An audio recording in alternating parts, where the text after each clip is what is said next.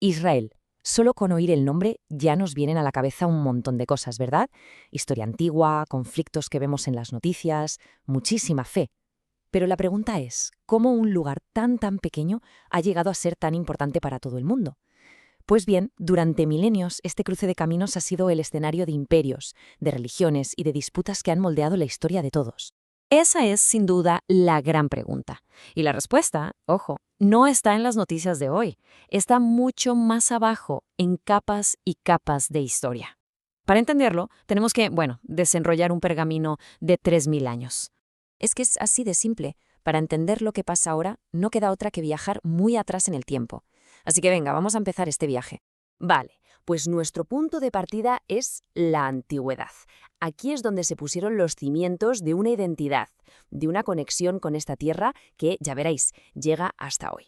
Estamos hablando de hace más de 3 milenios, cuando en esta zona surgieron los antiguos reinos hebreos. Y no es solo que vivieran aquí, es que toda su identidad se construyó alrededor de esta tierra. Esa es la base de todo. Y en el centro de esta época, la tradición nos cuenta historias de figuras que a todos nos suenan, como el rey David o Salomón. Se dice que ellos gobernaron un reino unificado desde Jerusalén. Y su gran legado, claro, fue el primer templo, que era el corazón espiritual y nacional del pueblo judío. Pero claro, un sitio tan estratégico, pues al final se convierte en un caramelo para muchos. Y como era de esperar, su independencia no duró para siempre. Y con esto se abre un capítulo larguísimo de dominación extranjera que, va a cambiar la historia del pueblo judío para siempre. La zona, básicamente, se convirtió en el tablero de juego de los grandes imperios de la época. Primero cayeron bajo el dominio de Babilonia, luego vinieron los persas y al final el todopoderoso Imperio Romano. Y claro, cada uno fue dejando su marca. Y aquí, atención a esta fecha, porque es clave. El año 70 después de Cristo. En respuesta a una revuelta judía, el Imperio Romano arrasa Jerusalén y destruye el Segundo Templo. Fue un golpe brutal, de los que cambian el curso de la historia para siempre. Y este suceso es lo que da origen a lo que conocemos como la diáspora. O sea, la dispersión masiva del pueblo judío por todo el mundo, lejos de su tierra. Y ojo, esta situación duraría casi 2000 años. Casi nada. Damos un salto enorme en el tiempo y nos plantamos a finales del siglo XIX. Europa en ese momento es un hervidero de nacionalismos. Y entre las comunidades judías, pues empieza a surgir una idea muy parecida. Ese movimiento fue el sionismo. Y su objetivo era en esencia muy claro, que el pueblo judío volviera a la tierra de Israel y estableciera allí su propia nación. Fijaos en esta frase de Theodor Herzl, uno de los padres del movimiento: somos un pueblo, un solo pueblo. Esto resume la idea a la perfección. La clave, lo revolucionario, era decir que los judíos no eran solo una religión, sino un pueblo, una nación que tenía derecho a tener su propio Estado. Y claro, a todo esto hay que sumarle un contexto terrible: las persecuciones que no paraban de crecer en Europa. Y sobre todo, la barbaridad del Holocausto durante la Segunda Guerra Mundial. Todo esto le dio una urgencia trágica, una necesidad imperiosa a este proyecto.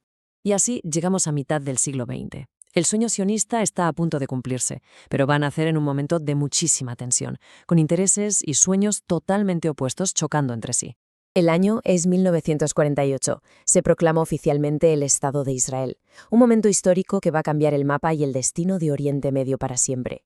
Pero el nacimiento de este nuevo país no fue ni mucho menos pacífico. Justo después de la declaración de independencia estalla una guerra entre Israel y una coalición de países árabes. Y aquí está el corazón del conflicto. Para el pueblo judío, esto era la culminación de un sueño de 2000 años, el regreso a casa. Pero para los palestinos fue la Nakba, la catástrofe, el desplazamiento de cientos de miles de personas, la pérdida de sus hogares. Dos relatos enfrentados sobre una misma tierra.